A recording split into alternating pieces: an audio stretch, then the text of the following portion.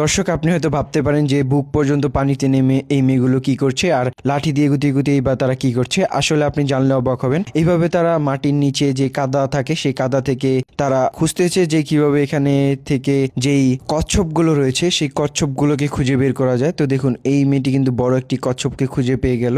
তো এভাবেই কিন্তু তারা পানির নিচে নেমে নেমে গুতিয়ে গুতিয়ে দেখে যে কচ্ছপ কোন জায়গায় রয়েছে। যেখানে দেখে শক্ত মাটি সেখানেই কচ্ছপ থাকে আর সেখান থেকে তারা নেয়। তো আপনি অনেকে ভাববেন যে কি এই মেয়েটি কত সুন্দর হয়ে থাকতে পারে। আপনারা হয়তো অনেকে ভাববেন যে এই মেয়েটি কত সুন্দর। আসলে কিন্তু এটি মেয়ে নয়, এটি একটি পুতুল। আপনারা ফার্স্টে দেখে হয়তো বা অনেকেই ঘাবড়ে গেছেন যে এটি একটি মেয়ে, কিন্তু আসলে এটি একটি পুতুল। যে পুতুলও যে পুরো হুবহু একটি মেয়ের মতো হয়ে থাকে। তো এইভাবেই কিন্তু তারা এমন এমন জিনিস বানায় মানুষকে অবাক করে দেওয়ার মতো, যে আসলে মানুষ খালি জান নেই কিন্তু পুরো পুতুল মানুষের মতোই। দেখুন এই লোকটির বুদ্ধি, দেখুন যে ক্লিপ দিয়ে কিভাবে মাছ ধরে, ক্লিপ দিয়েও যে মাছ ধরা যায় এই লোকটি তার প্রমাণ। তো দেখুন এখানে এমন এক ধরনের ইন্টারেস্টিং খাবার তৈরি করছে, যেই খাবারগুলো কিন্তু আপনি অনেক আগে থেকে বা কখনোই দেখেনি, কারণ এগুলো প্রাচীন ট্রেডিশন। আমাদের দাদি নানিরাও এগুলো কখনো দেখেনি। তারা এরকম ভাবে চায়নার যে লোকগুলো রয়েছে তারা কিন্তু এগুলোকে বানায়, ভাত দিয়ে বানায়, আর এগুলো খেতে অনেক সুস্বাদু হয়। এগুলোকে অনেক কিছু মিশিয়ে বানানো হয় আর এটি খেতেও সুস্বাদু দারুণ হয়ে থাকে। আপনারা চাইলেও ট্রাই করতে পারেন যদি আপনারা কখনো যান। তারপর দেখুন মাছ ধরার জন্য এক ধরনের নেট দিয়ে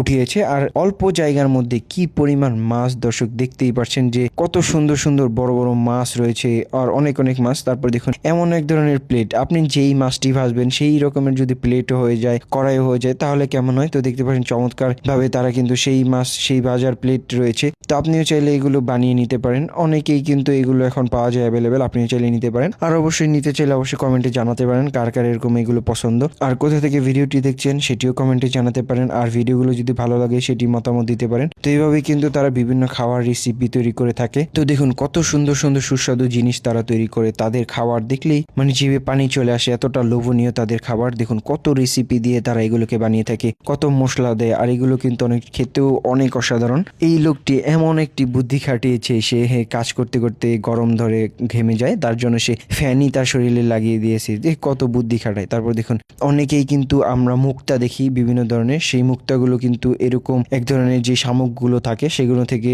তৈরি করে। মুক্তার পাশাপাশি সেখানে এক ধরনের খাবারও পাওয়া যায়, সেগুলো কিন্তু খেতে অনেক সুস্বাদু। আর সেগুলোকেও তারা কালেক্ট করে লাখ লাখ টাকা বিক্রি করে, কারণ এগুলো কিন্তু এত সহজে পাওয়া যায় না। এরকম বড় বড় ঝিনুক থেকেই সেগুলো কালেক্ট করতে হয়, আর সেখান থেকে কিন্তু তারা সেগুলোকে বিক্রি করে। আর এগুলো খেতে এত সুন্দর চমৎকার, এগুলো কিন্তু রোস্ট করে খেতে হয়। আপনারা হয়তো অনেকেই দেখেছেন, অনেকেও এগুলো খেতেও পারেন। আর অবশ্যই কমেন্টে জানাবেন কে খেয়েছেন আর কে খাননি সেটিও জানাবেন। তো দেখুন এখানে তারপর জাল ফেলে দিল, জাল ফেলার সাথে সাথে কত পরিমাণ মাছ, কারণ এখানে দেখুন পানি এমন ভাবে স্রোতে আসছে, সব মাছ কিন্তু এখানে এসে জমা হয়েছে, এই জন্য কিন্তু এত পরিমাণ মাছ সে পেয়েছে, না হলে কিন্তু সে পেতো না। তো এইভাবেই কিন্তু নতুন নতুন ইন্টারেস্টিং ভিডিও ছাড়বো। আপনার ভিডিওগুলো দেখবেন, আপনাদের ফ্রেন্ড সার্কেলকে দেখে এর জন্য শেয়ার করে দিবেন। আর অবশ্যই চমৎকার এই ভিডিওটি দেখে আপনার কেমন